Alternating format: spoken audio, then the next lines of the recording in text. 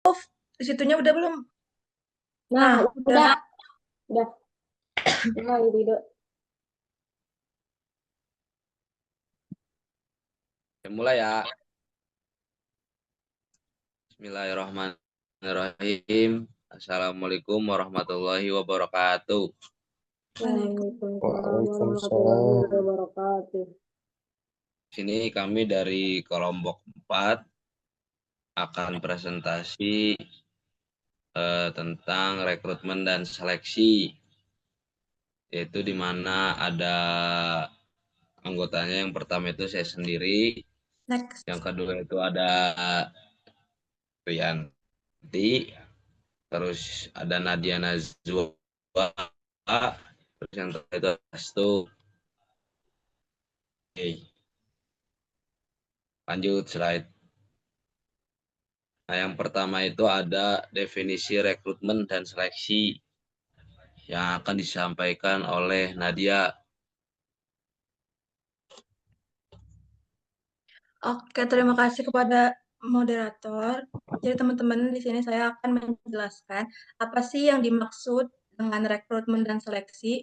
Yang pertama kita akan bahas rekrutmen dulu ya. Di sini ada menurut Sadili Samsudin tahun 2010, rekrutmen itu adalah proses mencari, menemukan, mengajak, dan menetapkan sejumlah orang dalam maupun luar perusahaan sebagai calon tenaga kerja dengan karakteristik tertentu seperti yang telah ditetapkan dalam perencanaan sumber daya manusia. Nah, dari definisi tersebut, kita tuh bisa ambil poin pentingnya di mana dikatakan kalau misalkan rekrutmen itu proses mencari, menemukan, mengajak, dan menetapkan sejumlah orang untuk mengisi jabatan tertentu di suatu perusahaan. Nah, jadi bisa dibilang rekrutmen itu tuh adalah upaya perusahaan untuk menemukan calon karyawan terbaik dari berbagai sumber, baik dari dalam perusahaan sendiri atau internal rekrutmen maupun dari luar perusahaan atau eksternal rekrutmen. Nah, contoh dari rekrutmen itu misalnya perusahaan tuh mengumumkan lowongan kerja melalui media sosial, website, job fair, atau bekerja sama dengan universitas. Nah, supaya supaya apa? Supaya masyarakat tuh bisa tahu kalau perusahaan ini tuh sedang membuka lowongan pekerjaan. Nah, diharapkan juga masyarakat tuh bisa banyak yang melamar ke perusahaan tersebut gitu. Nah, lanjut yang kedua itu ada seleksi. Menurut Malu USP Hasibuan, kalau seleksi itu adalah suatu kegiatan pemilihan dan penentuan pelamar yang diterima atau ditolak untuk menjadi karyawan pada perusahaan bersangkutan. Seleksi ini didasarkan pada spesifikasi tertentu dari setiap perusahaan bersangkutan. Nah, karena tadi kan perusahaan sudah melakukan rekrutmen gitu kan, masyarakat tuh jadi tahu gitu, oh perusahaan ini tuh sedang membuka lowongan pekerjaan. Nah, otomatis kan banyak masyarakat yang melamar ke perusahaan tersebut ya.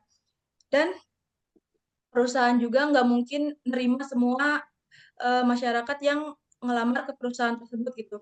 Nah, dari itulah diadakannya yang namanya seleksi. Jadi dari berbagai calon karyawan yang melamar tadi itu tuh pasti akan diseleksi. Nah, seleksi ini tuh proses menyaring dan memilih dari sekian banyaknya pelamar.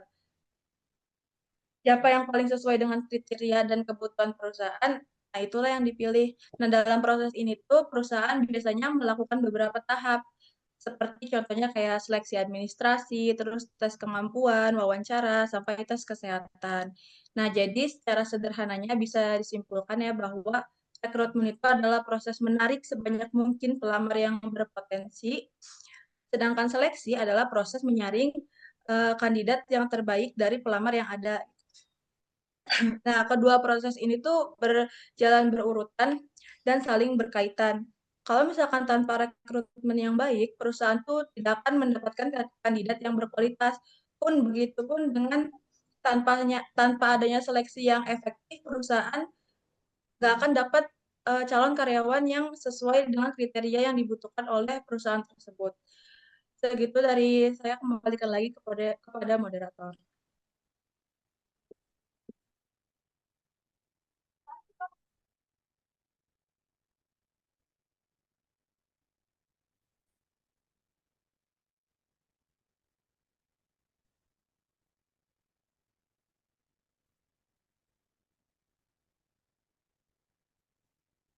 Interupsi suara. Itu slide-nya PPT-nya Rianti, tolong. Oke, terima kasih tadi Nadia Nazia sudah menyampaikan definisi dari rekrutmen dan seleksi. Itu selanjutnya ada tujuan rekrutmen dan seleksi. Ketika tadi definisi sudah disampaikan, kan berarti memiliki tujuan tersendiri kan rekrutmen dan seleksi itu yang akan disampaikan lebih jelas oleh Saudari Rianti. Silakan Rianti. Oke, terima kasih moderator. Di sini aku mau jelasin tujuan rekrutmen dan seleksi. Yang pertama itu ada menemukan tenaga kerja yang memiliki kemampuan dan kompetensi sesuai kebutuhan jabatan. Perusahaan ini ingin mendapatkan orang yang kompeten dan cocok dengan posisi yang dibutuhkan, baik dari segi kemampuan, teknis, maupun kepribadian. Lalu yang kedua ada menjamin penempatan orang yang tepat pada posisi yang tepat. Dengan proses rekrutmen dan seleksi yang baik, perusahaan dapat menempatkan karyawan sesuai keahlian dan potensi mereka sehingga produktivitas meningkat. Lalu yang ketiga ada mengurangi tingkat turnover dan meningkatkan stabilitas tenaga kerja.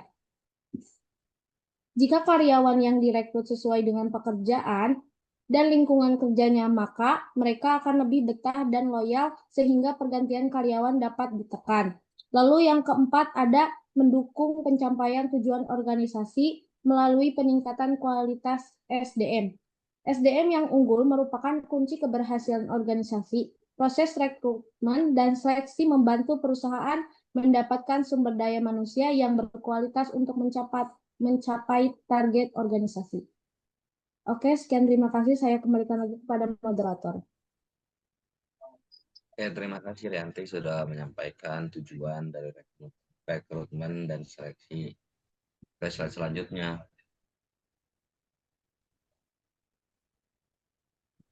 Oke, yang selanjutnya itu ada proses rekrutmen. Itu akan disampaikan oleh Restu. Silakan Restu. Oke, terima kasih moderator. Jadi proses rekrutmen itu merupakan tahapan penting dalam manajemen sumber daya manusia untuk mendapatkan calon karyawan yang sesuai dengan kebutuhan organisasi. Nah, seperti yang ada di gambar, proses ini diawali dengan perencanaan sumber daya manusia. Tahapan ini bertujuan untuk menentukan jumlah dan jenis tenaga kerja yang dibutuhkan perusahaan, baik untuk jangka pendek ataupun jangka panjang. Nah, setelah perencanaan dilakukan, tahap berikutnya itu adalah menentukan alternatif-alternatif rekrutmen. Pada tahap ini, perusahaan akan mempertimbangkan berbagai pilihan seperti apakah akan merekrut dari dalam organisasi atau mencari tenaga kerja dari luar. Selanjutnya masuk ke inti proses, yaitu rekrutmen. Di sini organisasi mulai melaksanakan kegiatan untuk menarik calon pelamar yang potensial. Rekrutmen dapat dilakukan melalui dua sumber utama, yaitu sumber internal dan sumber eksternal. Sumber internal berasal dari dalam organisasi, misalnya melalui promosi atau rotasi jabatan gitu. Sedangkan sumber eksternal berasal dari luar organisasi seperti melalui iklan, lowongan kerja, job fair, ataupun lembaga rekrutmen profesional gitu. Kedua sumber ini memiliki metode-metode tersendiri. Untuk metode internal biasanya menggunakan yang tadi ada promosi ataupun mutasi dan referensi karyawan, sedangkan metode eksternal dapat berupa perekrutan kampus, iklan online maupun kerjasama dengan lembaga penyedia tenaga kerja. Nah, tahapan terakhir dari proses ini adalah orang-orang yang direkrut, yaitu hasil akhir dari keseluruhan proses. Mereka akan menjadi calon karyawan yang kemudian masuk ke tahap seleksi berikutnya. Secara keseluruhan, proses rekrutmen ini dipengaruhi oleh lingkungan internal dan eksternal yang dapat mempengaruhi keputusan dan strategi perusahaan dalam mencari tenaga kerja terbaik. Mungkin seperti itu yang bisa saya jelaskan. Saya kembalikan pada moderator. Oke, terima kasih Restu sudah menyampaikan di mana proses rekrutmen itu selanjutnya. Setelah rekrutmen itu pasti ada tahap selanjutnya itu seleksi, dan ini akan disampaikan lebih jelasnya oleh Rianti.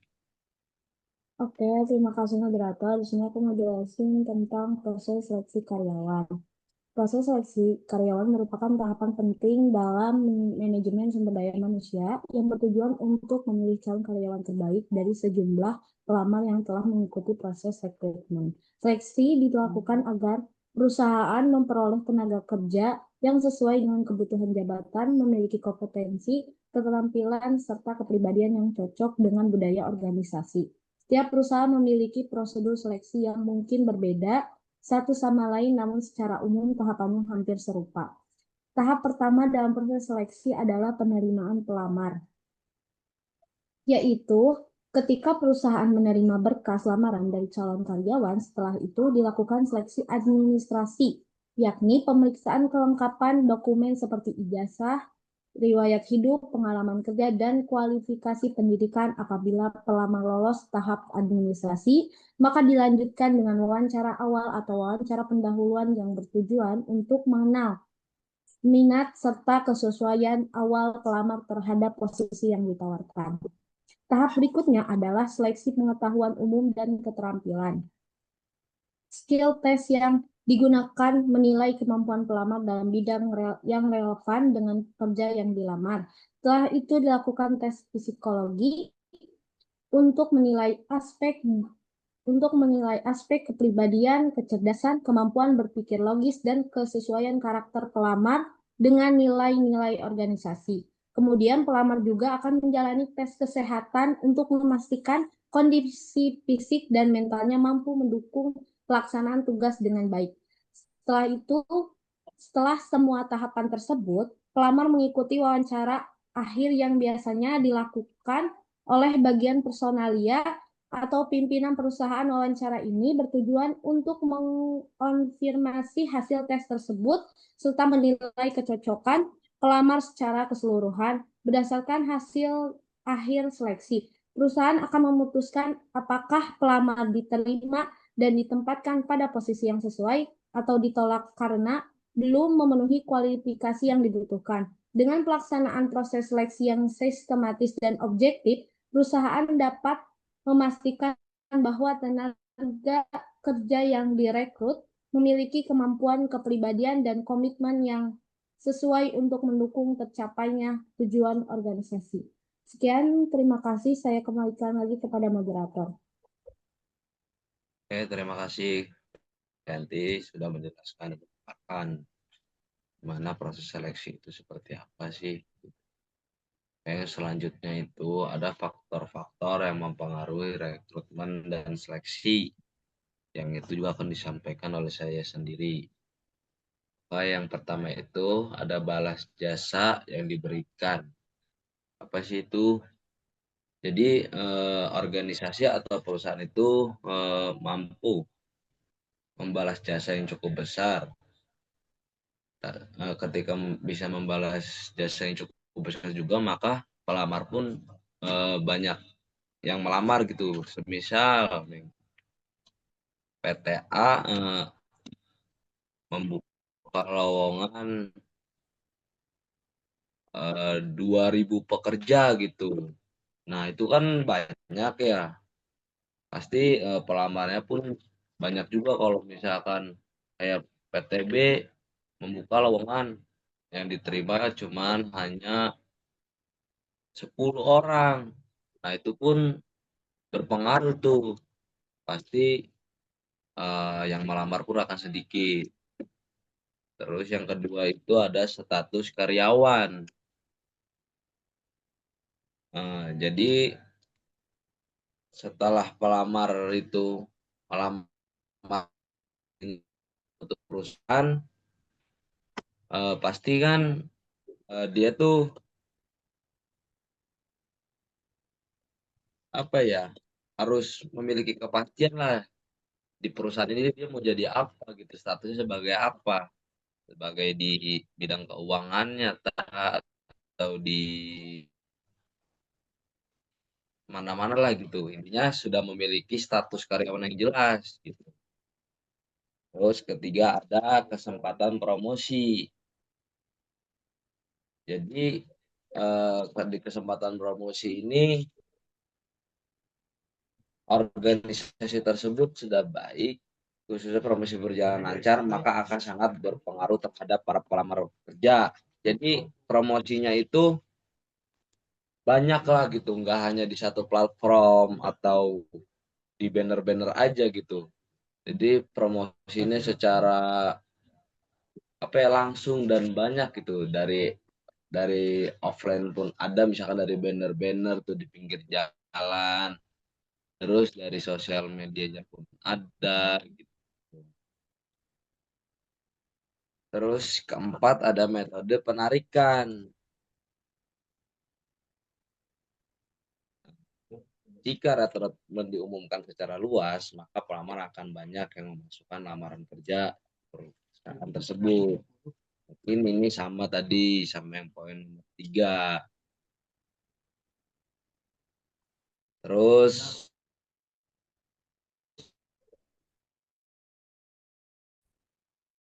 ada dari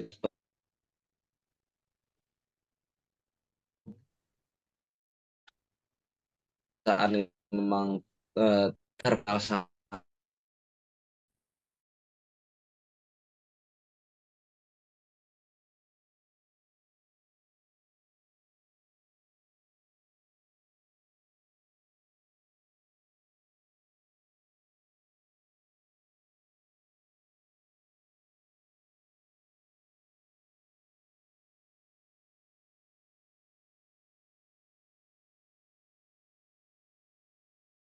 Itu kayak putus-putus tahu suara kamu. Udah. Yang gitu. ada suaranya nggak? Ada. Cuma kemana-mana. Kalau tadi mati itunya sih. Oke, itu tadi ya perburuan. Di ketika di pameran itu kan ada peraturannya lah gitu, misalkan PTA tuh membutuhkan di bidang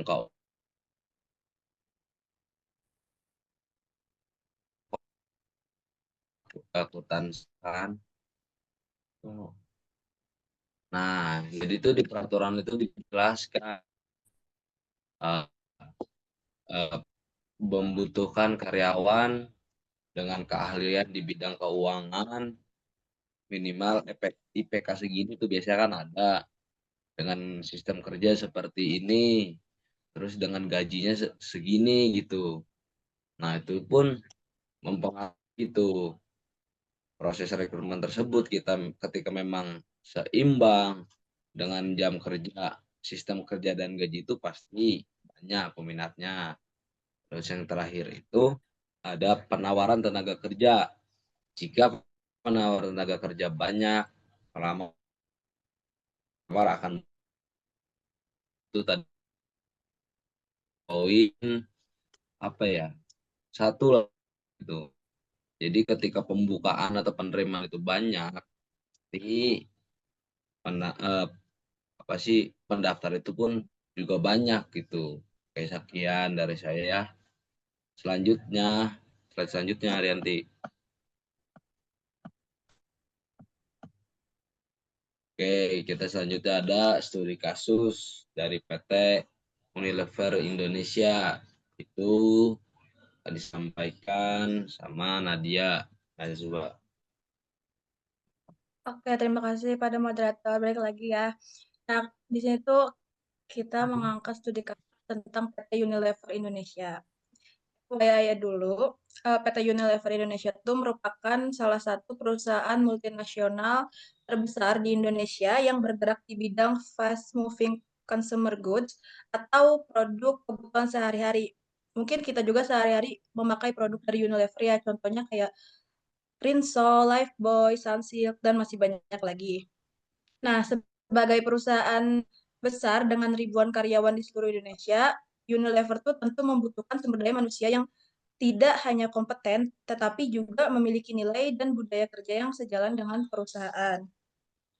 Nah, di era persaingan global dan transformasi digital seperti sekarang ini, Unilever tuh memiliki beberapa masalah yang dihadapi gitu. Yang pertama itu tuh banyaknya pelamar setiap tahun membuat proses seleksi menjadi panjang dan kompleks.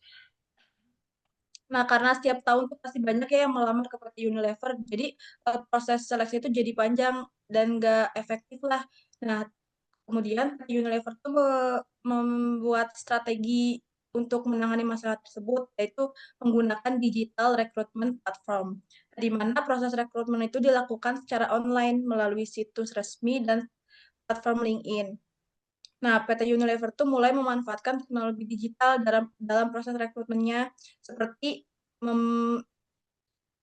memakai aplikasi online, terus ada video interview. Nah, jadi eh, yang tadinya apa calon karyawan tuh melamar datang langsung ke PT Unilever gitu, panas-panasan gitu kan.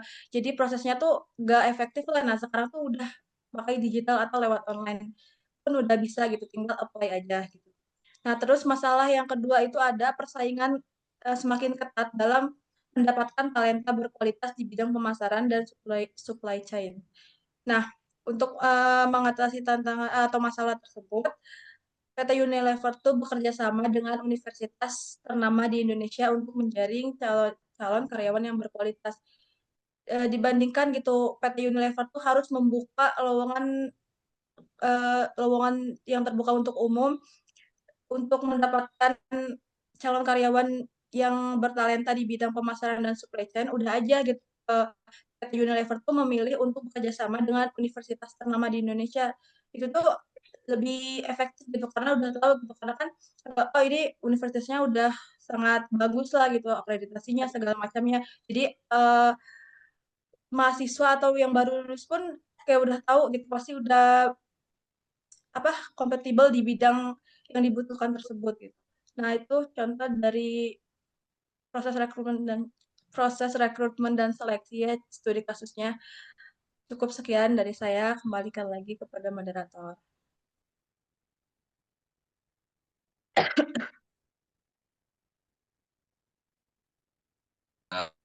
Oke, sudah telah selesai kelompok kami sampaikan tadi materi. Oke, sekarang lanjut proses jawab dan ya.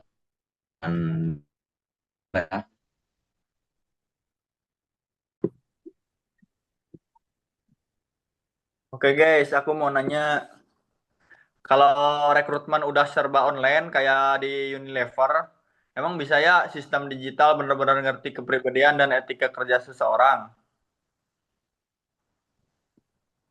Itu aja guys, terima kasih. Oke, terima kasih Afron atas pertanyaannya. Ya, sama-sama. Ada lagi yang mau nanya? Raisa, boleh.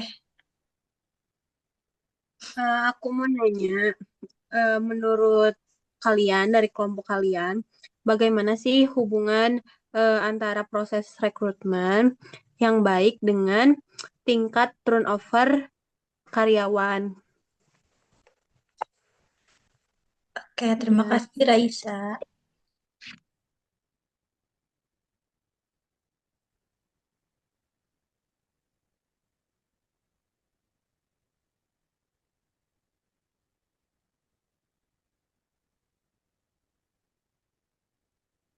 Ini aku izin jawab pertanyaan dari Afron ya. Silakan Nadia.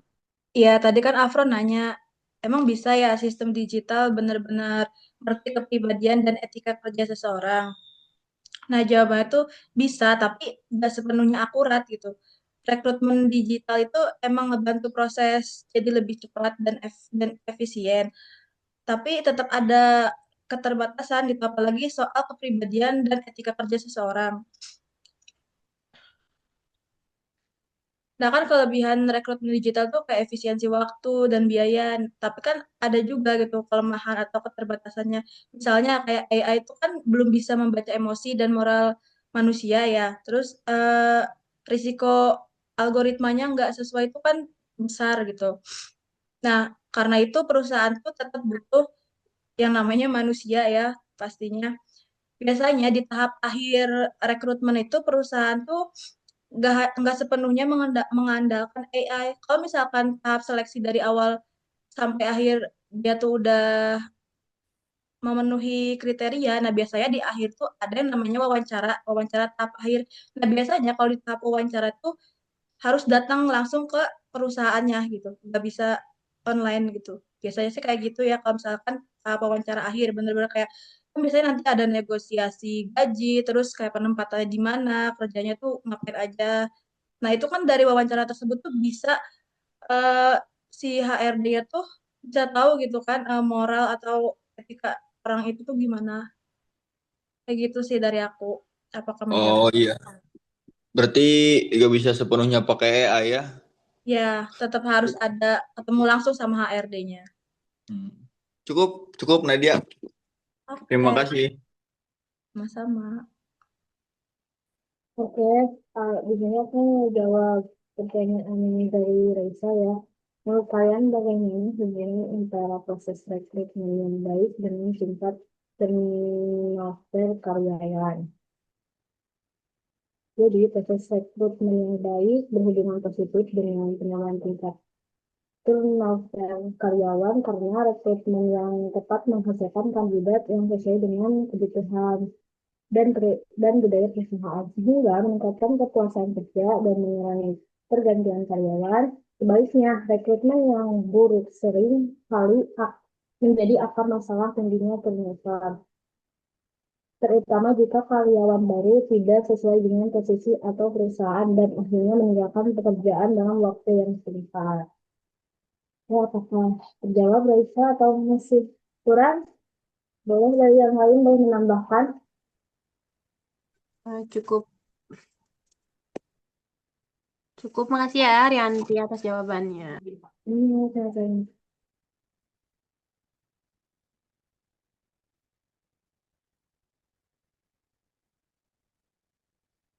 Oke, udah semua ya. Kembalikan lagi kepada moderator. Rido. Oke, terima kasih yang sudah bertanya kepada teman-teman. Mungkin sudah cukup ya, atau masih ada yang kebingungan Kalau aku udah. dari Raisya? Cukup, Rido. Jadi udah mungkin cukup sekian lah tanya jawabnya. Mungkin presentasi kali ini saya tutup. Kurang lebihnya mohon maaf. Assalamualaikum warahmatullahi wabarakatuh. Waalaikumsalam warahmatullahi Waalaikumsalam. wabarakatuh. Waalaikumsalam warahmatullahi wabarakatuh.